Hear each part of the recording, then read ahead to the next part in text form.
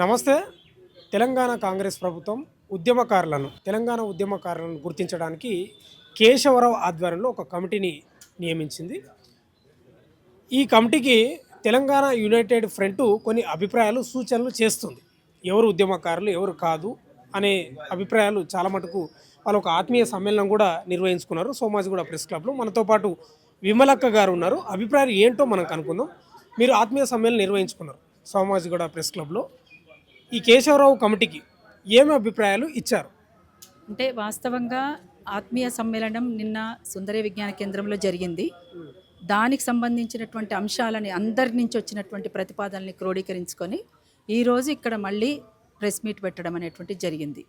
ఇది అంటే ఉద్యమకారులను గుర్తించాలి అనేటువంటి కేకే గారి కమిటీ ఏదైతే ఉందో ఆ కమిటీ పిలిచినప్పుడు వ్రాతపూర్వకంగా ఆహ్వానించాల్సినటువంటి అవసరం ఉండే. ఎందుకంటే మలిదశ తెలంగాణ ఉద్యమంలో తెలంగాణ యునైటెడ్ ఫ్రంట్ భూమిక చాలా చాలా ముఖ్యమైనటువంటి భూమిక. మీ అందరికీ తెలుసు, నేను ఇవాళ కొత్తగా చెప్పాల్సినటువంటి అవసరం లేదు. ఇంకొకటి, ఉద్యమకారులను గుర్తించడము అనంటే మమ్మల్ని గుర్తించండి అని పోవాల్సినటువంటి అవసరం లేకుండానే వాళ్ళ దృష్టిలో కూడా ఉన్నారు ఎవరు ఉద్యమకారులు, ఎవరు పోరాటాలు చేసిండ్రు, ఎవరి పోరాటాలు చేస్తే ఈ తెలంగాణ రాష్ట్ర సాధన కోసం ఒత్తిడి ఎక్కడ పెరిగింది అనేటువంటిది అందరికీ తెలుసు. ఎందుకంటే Telangana united front, Lanco hills, MR properties, airport, Kasu Brahmananda Reddy విగ్రహం, toll gate, Sagaraharam, million march, ఒకటా రెండా మన రాజధాని మార్చ్, ఇలాంటివి చాలా చాలా ఒక చెప్పుకోదగ్గ కీలక ఘట్టాలుగా మిగిలిపోయినటువంటి పోరాటంలో మిగిలిపోయినటువంటి అంశాలు ఉన్నవి. అందుకనే వీటిని దృష్టిలోకి తీసుకొని ఎవరు ఉద్యమకారులు అనేది కూడా చూడొచ్చు.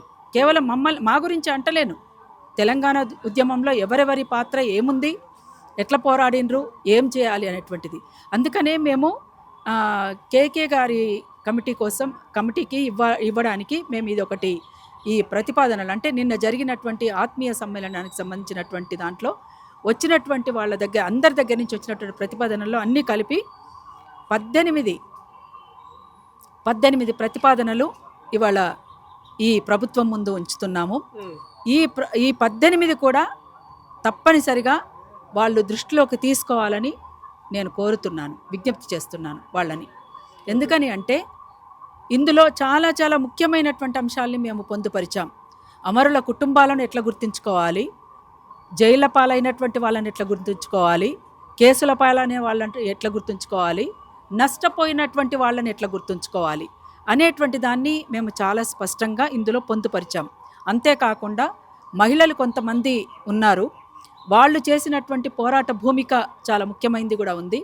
కాబట్టి వాళ్ళ పేరు మీద స్మృతిగా వాళ్ళ స్మృతిలో అవార్డ్స్ కూడా ప్రకటించాలని, అట్లనే కొంతమంది విగ్రహాలు కూడా అక్కడ అంటే విగ్రహాలే కాకుండా కొంతమంది పేర్లు కూడా పెట్టాలని, ఇట్లా తదితర అంశాలు చాలా చాలా అంటే విద్యా వైద్యానికి సంబంధించినటువంటి అంశం ఎట్లా వీళ్ళకి కేటాయించాలి, అట్లనే స్కూళ్ళకు కానీ ఇవాళ కళాశాలలు కానీ విశ్వవిద్యాలయాలని కానీ ఎట్లా కాపాడుకోవాలి అని అనేక అంశాలలో 18 ప్రతిపాదనలు మేము మీ ముందుంచాం.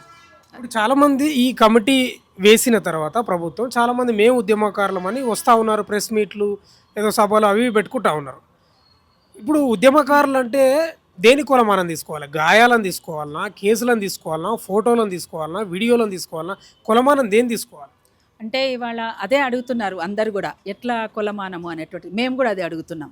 ఎందుకంటే కేవలం జైళ్ళకు పోయినటువంటి వాళ్ళు మాత్రమే ఉద్యమకారులని కూడా అనుకోవడానికి లేదు. జైళ్ళకు పోయిన వాళ్ళను తీసుకోవాలి, ఉద్యమాలలో కంటిన్యూగా పార్టిసిపేట్ చేసినటువంటి వాళ్ళు ఎవరు అనేటువంటిది సర్వే చేయాల్సినటువంటి బాధ్యత కూడా ప్రభుత్వం తీసుకోవాలి.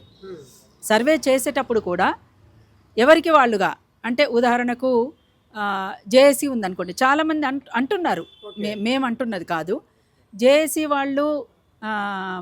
జేఏసీ వాళ్ళదే పోరాటం మేమే చేసినాం అని అంటూ జేఏసీలో ఎన్ని సంఘాలు అయితే ఉన్నాయో వాళ్ళ వరకే పరిమితమై వాళ్ళే మాట్లాడుకుంటున్నారు అని అంటున్నారు. జేఏసీ పార్టిసిపేట్ చేసింది, తెలంగాణ ఐక్యవేదిక పార్టిసిపేట్ చేసింది, తెలంగాణ ఐక్య కార్యాచరణ పార్టిసిపేట్ చేసింది, టీపీఎఫ్ పార్టిసిపేట్ చేసింది, తెలంగాణ యునైటెడ్ ఫ్రంట్ పార్టిసిపేట్ చేసింది. ఎవరి భూమిక వాళ్ళు పోషించిండ్రు. అంతేకాకుండా వీటిలలో లేనటువంటి వాళ్ళు కూడా అనేక మంది, ఇంకొకటి కూడా సాంస్కృతిక ఐక్య కార్యాచరణ కూడా జనం దరువు అని మేము పెట్టాం. ఈ జేఏసీ అంటే తెలంగాణ ఉద్యమ జేఏసీ ఫామ్ కాకముందే మేము ఒకటి సూర్యాపేటలో పెట్టాం, జనం దరువు అని. అది సాంస్కృతిక ఐక్య వేదిక కళా సంఘాలతోటి. అందుకని ఇది ఏది చేసినా కూడా తెలంగాణకు న్యాయం జరగాలని, అందుకనే తెలంగాణ ఉద్యమకారులు, ఉద్యమ ఆకాంక్షలు దీన్ని బేస్ చేసుకొని దాంట్లో మనం చూడాల్సినటువంటి అవసరం ఉంటుందని మేము భావిస్తున్నాం. విమలక్క గారు, కత్తి మీద సాములాగానే మారిపోయింది గుర్తించడం అనేది ఒక ప్రశ్న వస్తూ ఉంది, నిజమా కాదా? కరెక్టే, కత్తి మీద సాములాగానే ఉంది. కాకపోతే నేను ఎందుకంటున్నంటే ఇది పెద్ద ఇష్యూ కాదు వీళ్ళకి. ప్రభుత్వానికి ఎక్కడికక్కడికి సర్వే చేయడానికి కొన్ని టీంలను కేటాయించి తీసుకోవచ్చు, ఎవరైనా తీసుకోవచ్చు. వాళ్ళకు అక్కడ ఉంది, యంత్రాంగం ఉంది, అవకాశం ఉంది, వాళ్ళ చేతిలో అనేక రకాలుగా సౌకర్యాలు ఉన్నవి. కాబట్టి ఖచ్చితంగా సర్వే చేసి తీసుకోవాల్సినటువంటి బాధ్యత ప్రభుత్వం తీసుకోవాలి. తీసుకుంటే దానికంటే ఒక క్రెడిబిలిటీ ఉంది. వాస్తవంగా మలిదశ తెలంగాణ ఉద్యమంలో ఒకటా రెండా అండి, ఏం చెప్పగలం? ఎన్ని పోరాటాలు, ఎంతమంది అసలు కోట్ల మంది రోడ్ల మీదకి వచ్చి చేసినటువంటి ఎవరికి తోచిన పద్ధతిలో వాళ్ళు చేశారు. ఇది చేసినటువంటిదే పోరాటము, ఇది చేసింది పోరాటం కాదు అని చెప్పడానికి లేదు. జర్నలిస్టుల రక్తం చెందింది, మహిళల రక్తం చెందింది, ఉద్యోగులకు చెందింది, విద్యార్థులకు చెందింది. విద్యార్థులదైతే ఒక ముఖ్య భూమిక అనేటువంటిది మనం చెప్పదలుచుకున్నాం. అందుకనే దీని నుంచే మనమంతా కూడా పోరాటాలను ఎట్లా ఎక్కుపెట్టినాం అనేటువంటి దానికి మనం ఇవాళ మీడియాలో కూడా చూసిన గతంలో పోరాటాలని మనమంతా రివ్యూ చేసుకున్నా అది బయటపడుతుంది ఖచ్చితంగా. ఒకటి కాదు, మేము చాలా విషయాలు కూడా చర్చించడము. చాలా ఇవి మీరు చూసుకోదలుచుకుంటే 18 ప్రతిపాదనలు, మీరు 18 ప్రతిపాదనలు, అభిప్రాయాలు చెప్పారు. నా క్వశ్చన్ ఏంటంటే, ఈరోజు ఇస్తారా? అవును, ఈరోజు అంటే వాస్తవానికి అంతకుముందు వాళ్ళు ప్రకటించినప్పుడు 30వ తేదీ ఆఖరి తేదీ అని అన్నారు. కానీ 30వ తేదీ అనేది ఆఖరి తేదీ ఏమీ లేదు అట్లా అని కోదండరామన్నకు చేశాము, అద్దంకి దయాకర్ అన్నకు కూడా చేసినాం. అద్దంకి దయన్న అమెరికాలో ఉన్నాడట, కోదండరామన్న వాళ్ళది ఎక్కడున్నారనే తెలియట్లేదు. కేకే గారికి చేస్తే వారు సీఎం గారి మీటింగ్లో ఉన్నారట. అందుకనే ఇప్పుడు ఆ మీటింగ్ ఎప్పుడైపోతుందో కూడా మనకు తెలియదు. అందుకని కోదండరామన్ ఉన్నా కూడా ఎవరికో ఒకరికి అందజేస్తే అయిపోయి. బలరాం నాయక్ వెళ్తున్నారా? అవును, బలరాం నాయక్ అన్న ఫోను కలుస్తలేదు. అందుకనే ఎవరికి ఎక్కడ అందజేయాలనో ఒక ప్లేస్ అంటూ లేదు దానికి. అంటే అందజేయాలి అన్నారు. కానీ అందుకనే మేమేం చెప్పామంటే, ఇప్పుడు కేకే ఉద్యమకారులను గుర్తించేటువంటి కమిటీ ఏదైతే ఉందో ఆ కమిటీకి చట్టబద్ధత లేదు, చట్టబద్ధత కల్పించాలి వెంటనే. అదొకటి. అందులో ఆ కమిటీలో మహిళలది, మైనారిటీలది ప్రాతినిధ్యం లేదు, అది ముఖ్యమైనది. ఖచ్చితంగా ఆ ప్రాతినిధ్యం తీసుకోవాలి, చట్టబద్ధత కల్పించాలి. కల్పిస్తే దానికంటే ఒక ప్లేస్ కూడా ఉండాలి. ఎక్కడ అందజేయాలి మరి? సరే, మాలాంటి వాళ్ళకే ఎక్కడ అందజేయాలి అని ఒక పెద్ద ప్రశ్న ఉంటే మిగతా వాళ్ళకి ఎట్లా? అంతే కదా. ఇప్పుడు కోదండరామన్నతో పనిచేసినటువంటి ఐక్యవేదికలో పనిచేసిన సీనియర్ పెద్ద మనిషి ఇక్కడే హనుమాన్లు అన్న ఉన్నారు, ఆ తెల్ల జుట్టు అతను. ఇంకా అట్లనే అప్పటి నుంచి ఉన్నటువంటి 16 మూమెంట్ నుంచి ఉన్నటువంటి కట్ట భవంత్ రెడ్డి సార్ ఉన్నారు ఇక్కడ. సరే, మేమంటే మలిదశ తెలంగాణ ఉద్యమంలో ఉన్నాం, తొలిదశ ఉద్యమం గురించి వింటూ పెరిగిన వాళ్ళం. అందుకనే ఈ పోరాటానికి ఉన్నటువంటి శాంటిటీని ఖచ్చితంగా మనము పరిగణలోకి తీసుకోవాలి. తీసుకొని దీన్ని ఎట్లా చేయాలి అనేటువంటి దానిపైన ఒక సీరియస్గా ఎఫర్ట్స్ పెట్టాల్సినటువంటి బాధ్యత కేకే కమిటీ గారు తీసుకోవాల్సిందిగా నేను కోరుతున్నాను. ఫైనల్గా ఒక క్వశ్చన్, తెలంగాణ ఉద్యమంలో అమరులైన వాళ్ళు అంటే చనిపోయిన వాళ్ళకు ఎట్లా గుర్తించాలి, ఎలాంటి న్యాయం జరగాలి? చనిపోకుండా ఇప్పటికీ ఉద్యమంలో పాల్గొని ఉన్న వాళ్ళకు వీళ్ళిద్దరికి డిఫరెన్స్గా ఎట్లా గుర్తించాలి అంటే మేము ఇందులో చెప్పాము. చనిపోయినటువంటి అంటే అమరుల కుటుంబాలకు సంబంధించి అమరుల స్మృతిలో జిల్లాకు ఒక స్మృతివనం ఏర్పరిచి అందులో గ్రంథాలయం, ఎగ్జిబిషన్ లాంటివి అభివృద్ధి పరచాలి. నియోజకవర్గానికి ఒక స్మృతి ఆడిటోరియం ఖచ్చితంగా వాళ్ళ పేరు మీద, అమరులైనటువంటి వాళ్ళది. అట్లనే తెలంగాణ అమరవీరులను గుర్తించి వారి కుటుంబానికి ఒక ఉద్యోగం, భూమి, ఉపాధి కల్పించాలి.